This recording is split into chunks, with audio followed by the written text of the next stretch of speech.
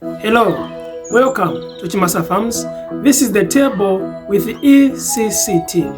The table with ECCT, that's where we discuss different topics of the farm so that we may have deeper understandings of the things we do even as we go to the farm as farmers.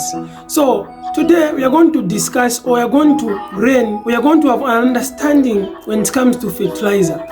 What is fertilizer? How does fertilizer work? What are the things contained in fertilizers that will help our plants?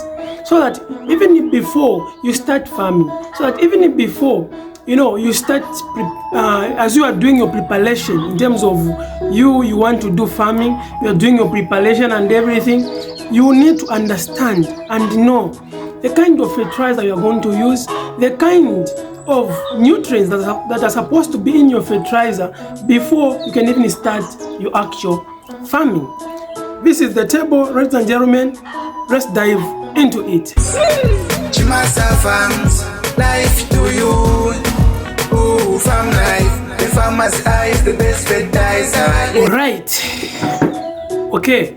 So first and foremost, the first important thing I would like you to note down or to write down is that there are some important nutrients that the plant requires in order for it to grow. There are some important nutrients the plant requires in order for it to grow properly. So what are some of these nutrients?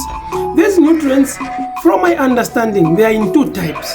There's what we call macronutrients and micronutrients.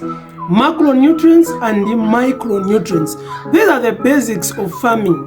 What I'm telling you right now are the basics of farming. When you understand this, it's going to be very much easier for you to handle your farming venture in regards to fertilizer, application, because whatever fertilizer you are going to use, be it granular fertilizers or foliar fertilizers, they involve these things. The only thing that makes them different is perhaps the way of application. The other ones you apply to the roots, and the other ones you apply to the leaves. You see that's the only difference. But the elements and the nutrients in them, the content, are just the same. So the examples of these macronutrients are nitrogen, phosphorus, and potassium. Nitrogen, phosphorus, and potassium. These are three examples I can give when it comes to macronutrients. These are nutrients that are required in large quantities. These are nutrients that are required in large quantity. So as we progress, I'll just give you a bit,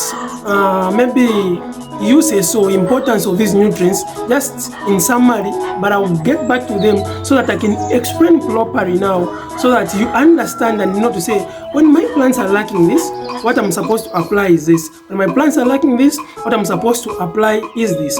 So when we talk of nitrogen, which is a macro nutrient, and it is required in large quantities, important for amino acids and protein synthesis. Phosphorus also helps in cell membrane formation. And lastly, under the macronutrient, it is potassium. Potassium helps in carbohydrate synthesis, and it also helps to fight infections. Like there are some different plant infections. So when you see that the field or perhaps a plant, it is vulnerable to infections, it is vulnerable to every insect, just know that it is lacking what? It is lacking potassium, which helps in that. There are also other important nutrients which are also major in nutrients, though I'm not going to focus on them, but they're also important. They're also important in the formation and the growth of every plant, and this includes calcium, magnesium, boron. These are just some of the examples of nutrients every plant requires for them to give you and produce fruits that you require as a farmer. So, having talked about the macronutrients, let's also make mention of the micronutrients. So micronutrients, these are required in small quantities. The best examples I can give are iron, copper, manganese, boron. In fact, boron I mentioned to macro nutrients, but it's not part of that. Boron, it is part of the micronutrients, which are required in low quantities. As I'm mentioning these things, if you're a farmer and you know you're watching this video, if you're watching this video, take note of what I'm telling you.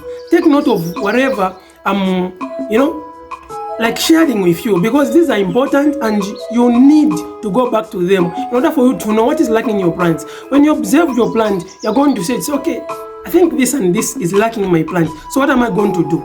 Perhaps it has it doesn't develop fully.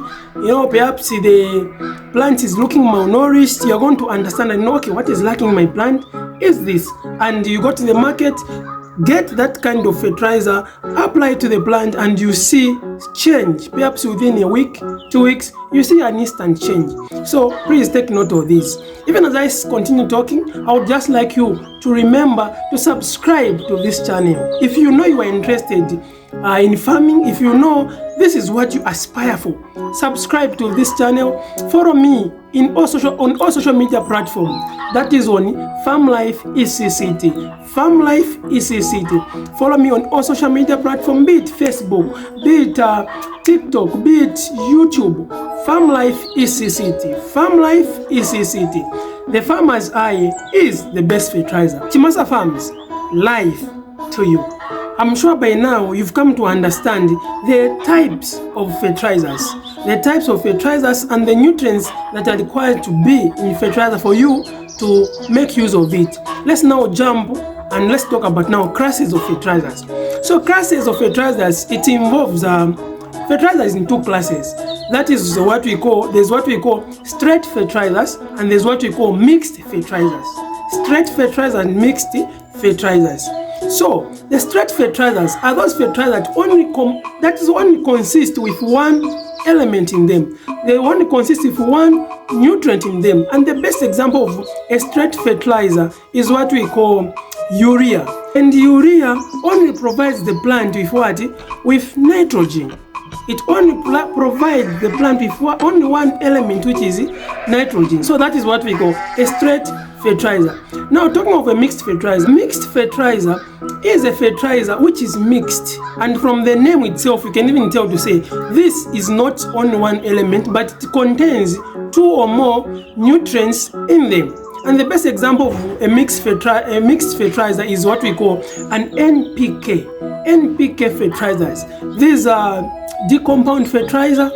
You see, those are what we call NPK fertilizers, which is the nitrogen, phosphorus, and potassium. These are the elements involved in the mixed fertilizers. So this is where now a challenge is, and this is where most farmers, we find it difficult for us to navigate, for us to understand what is this thing they are calling NPK, and how can I make use of it? How can I utilize this in order for me to have a proper yield, in order for me to have a yield which I require? So having a proper understanding of these things I'm talking about, or these things I'm mentioning as a farmer, it is the beginning of your rest. It is the beginning of you forgetting certain complaints, forgetting certain things. No, this is not working, this is not working. Having done your soil tests, because sometimes if you know to say, okay, in fact, not even sometimes, it is just a cardinal thing to do. It is an important thing to do soil testing. You have to do soil testing so that you understand the pH of your soil, you understand the nutrients that is in your soil and what is lacking. You see, when maybe the pH of your soil is too high, you need lime to apply so that you may do what? Reduce it, so that even as you plant your crops, even as you plant your different crops, they will germinate and bear you fruits, give you that which you want. You see, that is the most important thing. So I want you to understand this part of the NPK part. Take your pens, as I've mentioned earlier, write this down. NPK, nitrogen, phosphorus, and what? Potassium. These are macronutrients that are required in large quantities for the plants to survive, for the plants to thrive and give you that which you want. So what is the use of nitrogen? We start with nitrogen. So what is the use of nitrogen in plants? Nitrogen stimulates vegetative growth, and on top of that, it also helps in what? Leaf development. So when you plant your crop, or you notice that your crops they are, they are not growing vegetatively. Have you seen that? And again, in terms of the reefs maybe they are small, they are not as you'd like them to be. Just understand and not to say these plants are lacking nitrogen. If you haven't perhaps even done soil test, that simply means your soil doesn't contain the element of nitrogen. And what you do is what? You supplement, you give them the nitrogen so that they can gain that vegetative part of the plant. After they gain that, also the leaves, they blossom and they grow big.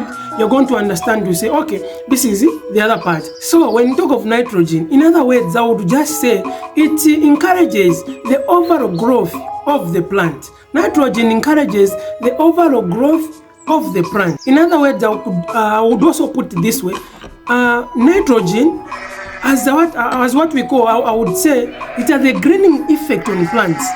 When nitrogen is applied, it makes the plants to be green. It has a greening effect on plants. And this is because nitrogen comes with what we call chlorophyll.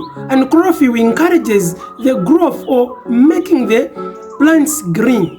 Have you seen that? So if the plants, perhaps the leaves of the plants, they look malnourished, they look yellow, just know that this plant is missing the greening effect. This plant is missing what we call nitrogen, so that it can produce the greening effect, so that your plant can blossom, your plant can grow healthy. That's why I'm saying nitrogen encourages the overall growth of the plant.